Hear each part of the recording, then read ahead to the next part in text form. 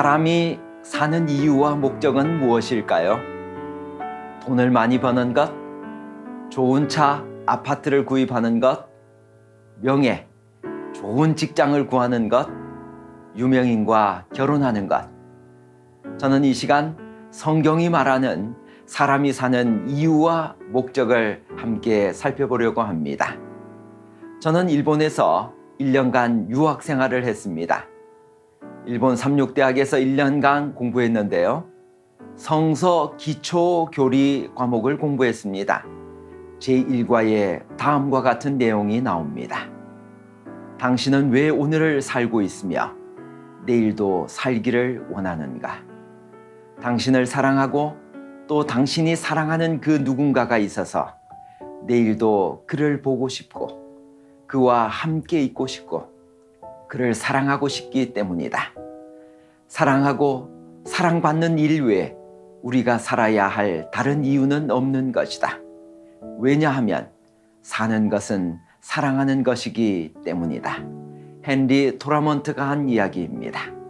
사람은 사랑하고 사랑받기 위해서 사는 것입니다. 하나님의 사랑을 발견하고 그 사랑을 나누며 살아가는 것이 사는 목적입니다. 내 삶이 다른 사람의 삶에 유익과 향기를 끼치고 있나요? 우리 자신만을 위해 살아가고 있는 세속화된 교회와 그리스도인들을 향해 이웃사랑과 하나님 사랑을 실천하고 있는 한 분을 소개하려고 합니다. 저는 SDA 36 외국어 학원에서 24년간 목회를 했습니다. 제가 서울학원 원장으로 일할 때 주니어 학원을 맡아 일한 분이 손만식 장로님이었습니다. 그런데 그분이 갑자기 사표를 들고 왔습니다. 그리고 사모님도 36 보건대학 정식 직원이셨는데 두 분 모두 사표를 제출하고 자급 선교사로 필리핀 중에서도 최고로 힘든 오지에 가서 선교를 하겠다는 것이었습니다. 이렇게 안정적이고 좋은 직장을 뒤로 하고 필리핀으로 떠나는 이유를 묻자 저도 예수님이 저를 사랑하신 것처럼 다른 사람을 사랑하며 복음을 전하며 살고 싶습니다. 정말 큰 감동을 받았습니다. 어제 현재 필리핀에서 선교를 하고 있는 손만식 선교사로부터 받은 영상을 소개합니다. 안녕하십니까? 저는 필리핀 민다나오에서 작업 선교사로 있는 손만식 장로입니다. 저는 이곳에서 평신도 사역자들과 함께 청소년 사역과 산간오지 원주민 선교를 하고 있습니다. 세계는 인구 감소로 인하여 교회 내에도 성도의 수가 급감하고 있습니다. 하지만 여전히 인구가 증가하고 있는 나라가 있습니다. 바로 필리핀입니다. 코로나 시대를 걸치면서 미디어 선교를 통하여 수많은 비재림교인들이 재림교회로 개혁을 하고 있습니다. 침례자 수가 급증하는 나라가 바로 필리핀입니다. 이분들에게 꼭 필요한 것이 있습니다. 바로 양육입니다. 양육 프로그램을 통하여 이들에게 재림교회의 정체성을 심어줘야 합니다. 하나님은 참 놀라운 분이십니다. 이번에 한국에서 이러한 분들을 위하여 영문으로 책이 출판되었다는 소식을 들었습니다. 360가지 질문과 해답입니다. 만약 이곳에 10,000권의 책을 후원해 주신다면 필리핀 선교의 가장 강력한 힘이 될 것입니다. 청소년이 많은 나라, 세계 선교를 꿈꾸는 재림 청년이 많은 나라, 필리핀에 여러분들이 후원해 주시면 감사하겠습니다. 하나님의 사랑을 발견하고 그 사랑을 체험하고 나누는 것, 이것이 사는 목적입니다. 사람은 무엇으로 사나요? 사람들은 무엇에 가치를 두고 살아가나요? 성경 요한일서 2장 16절은 다음과 같이 말씀하십니다. 이는 세상에 있는 모든 것이 육신의 정욕과 안목의 정욕과 이생의 자랑이니 다 아버지께로 쫓아온 것이 아니요 세상으로 쫓아온 것이라. 사람들은 육신의 정욕, 즉 몸의 쾌락, 안목의 정욕, 즉 눈의 즐거움, 이생의 자랑, 즉 즐겁게 사는 모습을 자랑하며 현재의 쾌락과 즐거움을 목표로 살아가고 있습니다. 현대인의 최고의 가치 기준은 무엇일까요? 디모데전서 6장 10절. 돈을 사랑함이 일만 악의 뿌리가 되나니. 세상은 점점 물질 만능주의, 돈이면 다 된다는 생각으로 변해가고 있습니다. 세상의 가치를 두고 살아간 삶의 결국은 무엇일까요? 전도서 1장 2절.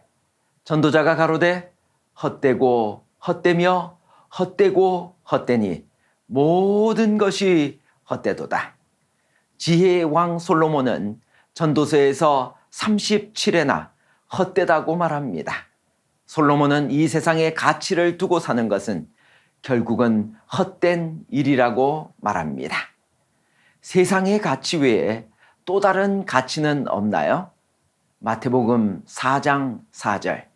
예수께서 대답하여 가라사대 기록되었을 때 사람이 떡으로만 살 것이 아니요 하나님의 입으로 나오는 모든 말씀으로 살 것이라 하였느니라. 하나님의 말씀으로 살아가는 것이 가장 가치 있는 일입니다. 하나님의 말씀은 어떤 가치를 지니고 있나요?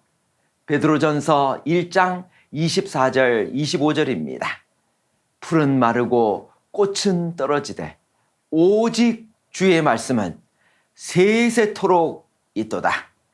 세상은 급변하지만 하나님의 말씀은 변치 않습니다. 하나님의 말씀대로 살면 행복해질 수 있나요? 신명기 10장 13절. 내가 오늘날 내 행복을 위하여 내게 명하는 여호와의 명령과 규례를 지킬 것이 아니냐. 사람이 하나님의 명령과 규례를 지키면 행복을 경험하게 될 것입니다. 율법의 첫째는 무엇인가요? 마태복음 22장 37절 38절에 있는 말씀입니다. 예수께서 이르시되 내 마음을 다하고 목숨을 다하고 뜻을 다하여 주 너의 하나님을 사랑하라 하셨으니 이것이 크고 첫째 되는 계명이요. 율법의 첫째는 하나님을 사랑하는 것입니다. 인생의 목적은 좋은 학교를 선택하는 것, 좋은 직업을 선택하는 것, 좋은 반려자를 선택하는 것 뿐일까요? 성경을 통해 하나님을 발견하고 그분의 사랑을 아는 것, 이것이 우리 인생의 목적이요 사는 토대가 됩니다. 율법의 둘째는 무엇인가요? 마태복음 22장 39절. 내 이웃을 내 자신같이 사랑하라 하셨으니 율법의 둘째는 이웃을 사랑하는 것입니다. 하나님의 사랑을 마음속에 받아들이고 이웃에게 친절과 동정을 드러내고 이웃에게 봉사하는 것, 이것이 또 다른 하나의 인생의 목적이요 사람이 살기 위한 토대가 됩니다. 우리는 어떻게 사랑해야 하나요? 요한복음 13장 34절. 내가 너희를 사랑한 것 같이 너희도 서로 사랑하라. 성경에서는 예수님이 우리를 사랑하신 것처럼 서로 사랑하라고 하셨습니다. 예수님은 십자가에서 죽기까지 사랑하셨습니다.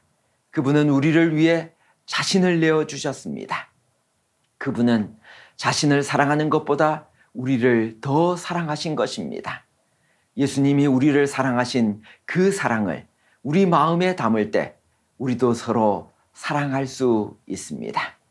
예수님이 우리를 사랑하신 그 정신으로 우리도 다른 사람을 사랑하며 살기를 바랍니다. 당신은 무엇을 위해 살기를 원하시나요? 요한복음 13장 34절. 새 계명을 너희에게 주노니 서로 사랑하라. 내가 너희를 사랑한 것 같이 너희도 서로 사랑하라. 예수님은 새 계명을 말씀하셨습니다. 사랑하라는 계명은 옛부터 있는 계명이었습니다. 그런데 예수께서 왜 새 계명이라고 말씀하셨을까요? 그리스도께서 그들을 사랑하신 것처럼 그들이 서로 사랑하지 않았기 때문에 이 계명이 제자들에게 새로운 것이었습니다. 나름대로 최선을 다해 사랑하는 것이 아니라 예수님이 사람을 사랑하신 것처럼 우리도 사랑할 것을 말씀하신 것입니다.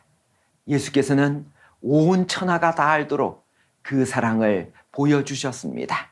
우리도 예수님처럼 하나님을 사랑하고 이웃을 내 몸처럼 사랑하며 살게 되기를 기도합니다.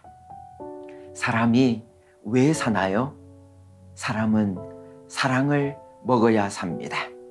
산다는 말과 사람이라는 말과 사랑한다는 말은 같은 어원에서 나온 말입니다. 사람은 사랑하고 사랑받기 위해서 사는 것입니다.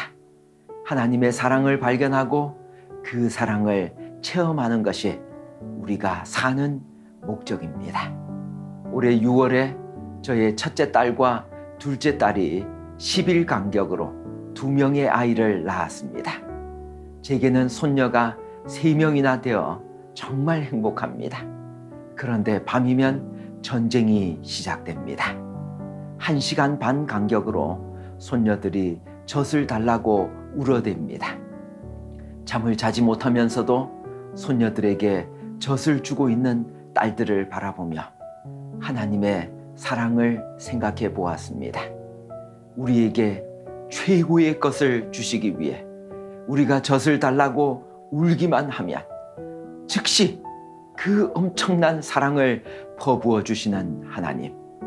이제는 그 사랑을, 그 받은 사랑을 이웃들에게 나누어 주며 살라고 명령하십니다. 받은 사랑, 나누는 사랑입니다. 성경은 다음과 같이 말합니다. 요한일서 4장 7절 8절입니다. 사랑하는 자들아, 우리가 서로 사랑하자. 사랑은 하나님께 속한 것이니 사랑하는 자마다 하나님으로부터 나서 하나님을 알고 사랑하지 아니하는 자는 하나님을 알지 못하나니 이는 하나님은 사랑이심이라. God is love. 하나님은 사랑이십니다. 마지막으로 제가 가장 좋아하는 찬양을 소개하려고 합니다. 당신은 사랑받기 위해 태어난 사람. 당신의 삶 속에서 그 사랑 받고 있지요. 당신은 사랑받기 위해 태어난 사람. 당신의 삶 속에서 그 사랑 받고 있지요. 태초부터 시작된 하나님의 사랑은 우리의 만남을 통해 열매를 맺고 당신이 이 세상에 존재함으로 인해 우리에게 얼마나 큰 기쁨이 되는지, 당신은 사랑받기 위해 태어난 사람, 지금도 그 사랑 받고 있지요. 당신은 사랑받기 위해 태어난 사람, 지금도 그 사랑 받고 있지요. 사랑하는 여러분, 오늘 우리는 하나님으로부터 엄청난 사랑을 받은 사람들입니다. 이 사랑을 필요로 하고 있는 많은 해외 선교지가 있습니다. 말라위, 몽골, 인도, 필리핀에서 360가지 질문 즉답이 오면 이 책을 통해 많은 사람에게 성경을 가르치려고 선교사들이 기다리고 있습니다. 이 책을 하나님께 받은 사랑에 반응하는 것이라고 생각하시고 나누는 사랑으로 함께 이 책을 선교지에 보내도록 하십시다. 하나님의 사랑이 여러분과 풍성하게 함께 하시기를 기원합니다. 하나님은 사랑이십니다. 당신은 사랑